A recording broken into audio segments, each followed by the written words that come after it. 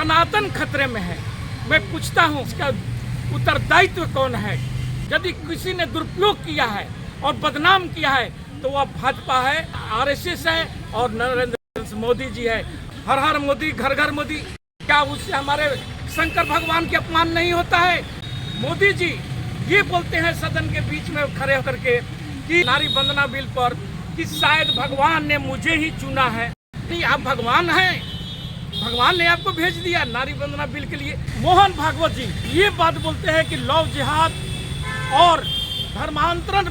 मैं उनसे पूछना चाहता हूँ मोहन भागवत जी से कि ये बताइए कि कहाँ पर धर्मांतरण हो रहा है और कहाँ पर लव जिहाद। 6 महीना का हम लोग जो न्यूज़ देखे हैं उसमें कहीं पर भी इस ढंग की ऐसी कोई घटना नहीं आई कि कहीं पर धर्मांतरण हो रहा हो या लव जिहाद हो रहा है। उसके बाद उस कड़ी को और जोड़ा जाए जो कल भोपाल में प्रधानमंत्री हमारे देश का जब ये बात उठाए कांग्रेस को अर्बन नक्सली चला रहे हैं तो क्या भाजपा को आतंकवादी चला रहे हैं? आज सनातन खतरे में है। क्या इसका उत्तरदायित्व कौन है?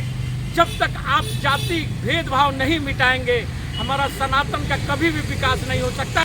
सबसे ज्यादा यदि किसी ने दुरुपयोग किया है और बदनाम किया है तो वह भाजपा है और आरएसएस है और नरेंद्र मोदी जी है। अब बनारस में आते हैं, हर हर मोदी कहलाते हैं। क्या उससे हमारे शंकर भगवान के अपमान नहीं होता है? मोदी जी नारी वंदना बिल पर कि शायद भगवान ने मुझे ही चुना है। भगवान ने आपको भेज दिया नारी वंदना बिल के लिए। तो जब कांग्रेस 2010 में लाया था इस बिल को तो आपने क्यों नहीं पास कराया था और क्यों आप इसका विरोधी थे?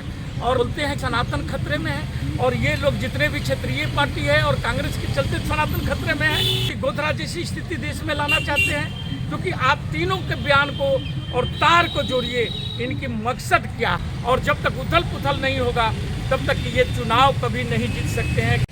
एक बार पुनः स्वागत है हम सभी तमाम दर्शकों का, तहे दिल से धन्यवाद। जो दर्शक हमारे कृपया वो सब्सक्राइब कर लें, लाइक करें, मैसेज करें और आगे तक इनको बढ़ाने का काम करें। रवि रंजन जी, एक अहम सवाल है कि 2014 के बाद से ही भारत के प्रधानमंत्री माननीय श्री नरेंद्र मोदी जी उदय निधि जो भाषण दिया था सनातन पर वह आपका मलयालम में था, लेकिन आप लोगों ने दुष्प्रचार कर करके कि सनातन पर हमला हो रहा है, आप लोगों ने लोगों में भड़काने का काम कर रहे हैं। आप लोग सनातन को खत्म करना चाहते हैं क्योंकि आप लोग ही खुद भगवान भी बन जाते हैं और एक जब दूसरा कोई उस पर आकर उस बात को जवाब देता है तो आप लोग उसके सनातन विरोधी, राष्ट्र विरोधी, देशद्रोही तकले कहने से भी आप लोग नहीं चुकते हैं। आपका तो वह चरित्र होता है कि आज सदन में रमेश बिदूरी जी 3 दिन पहले जो अपना बात बतलाए और एक सांसद को जिस ढंग से अपमानित करने का कार्य किए, ये उनकी सोची समझी, ये भाजपा और आरएसएस की सोची समझी चाल है। क्योंकि उसके बाद 2 घटना और हुई है। ये आपका एक लखनऊ में 3 दिन के प्रवास के दौरान आरएसएस प्रमुख है मोहन भागवत जी ये बात बोलते हैं कि लव जिहाद और धर्मांतरण पर। मैं उनसे पूछना चाहता हूँ मोहन भागवत जी से कि ये बताइए कि कहाँ पर धर्मांतरण हो रहा है जो लोगों को आप आह्वान कर रहे हैं और कहाँ पर लव जिहाद। मुझे तो ये देखने में अभी तक लगे 6 महीना का हम लोग जो न्यूज़ देखे हैं उसमें कहीं पर भी इस ढंग की ऐसी कोई घटना नहीं आई कि कहीं पर धर्मांतरण हो रहा हो या लव जिहाद हो रहा है। लेकिन उसके बाद उस कड़ी को और जोड़ा जाए जो कल भोपाल में नरेंद्र मोदी जी प्रधानमंत्री हमारे देश का जब ये बात उठाए कि कांग्रेस को अर्बन नक्सली चला रहे हैं। मैं पूछना चाहता हूं कि यदि कांग्रेस को अर्बन नक्सली यदि चला रहा है तो क्या भाजपा को आतंकवादी चला रहे हैं? इसका जवाब देंगे मैं नरेंद्र दास मोदी जी नहीं दे सकते हैं। लेकिन इनके मुंह में और इनके पार्टियों के मुंह में जिसके बारे में जो शब्द आ जाता है इन लोगों को बोल देना है और बोल करके और क्षणिक तालियां पीटवा लेना है और लोगों को गुमराह करके निकल जाना है। लेकिन इन लोगों की बातों को समझने की इसलिए ये जरूरी है कि जो उस भाषण में ही नरेंद्र मोदी जी जो बात बोले हैं कि आज सनातन खतरे में है।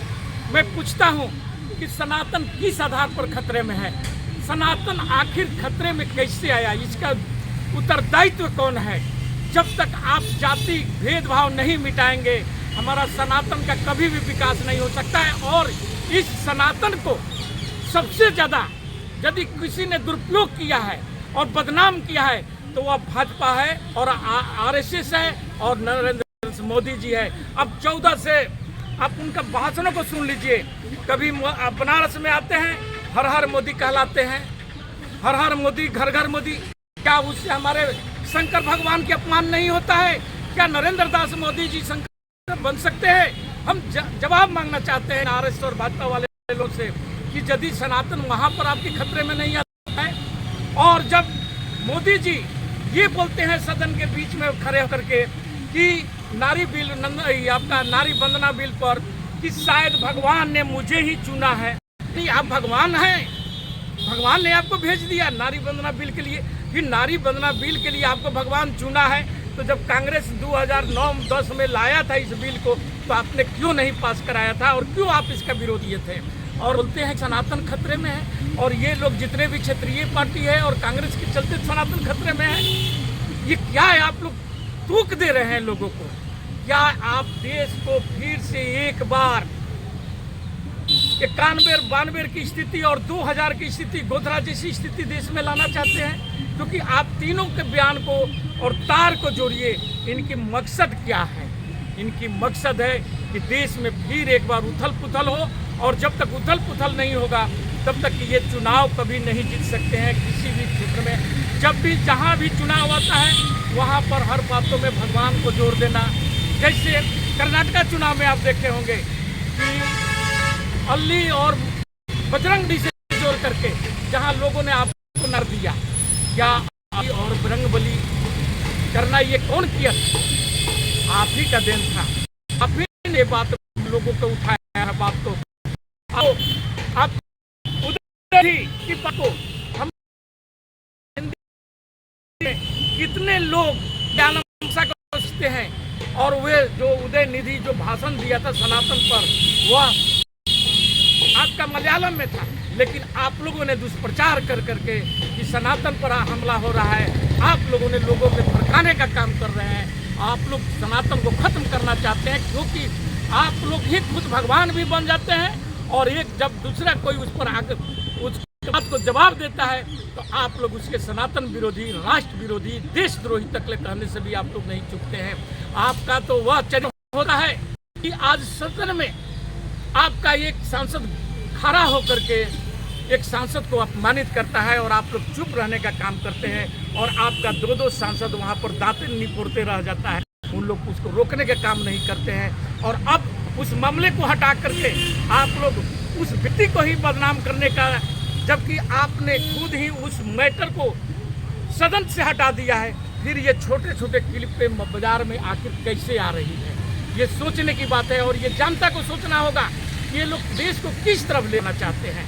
क्या देश को धर्म के नाम पर, हिंदू मुसलमान के नाम पर, हिंदुस्तान पाकिस्तान के नाम पर और मंदिर मस्जिद के नाम पर, शमशान कब्रिस्तान के नाम बांटने का काम कौन कर रहा है?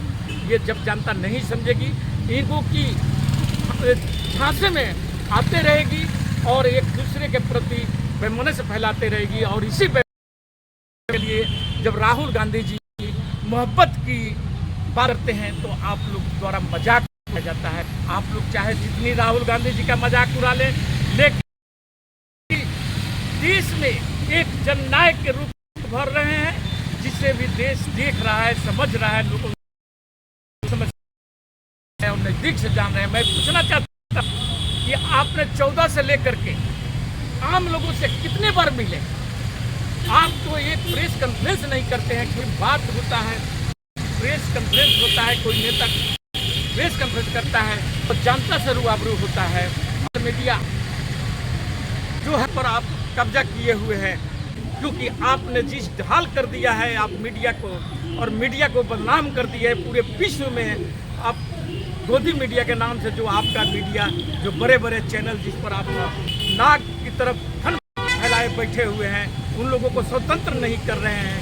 इसलिए सोशल मीडिया आज हावी हुआ है। जितने भी न्यूज़ चैनल हो, अखबार हो, आज उन्हें लोग शक की निगाह से देखता है, जबकि वह हमारा लोकतंत्र का चौथा स्तंभ कहलाता है और आज वह मजबूर है।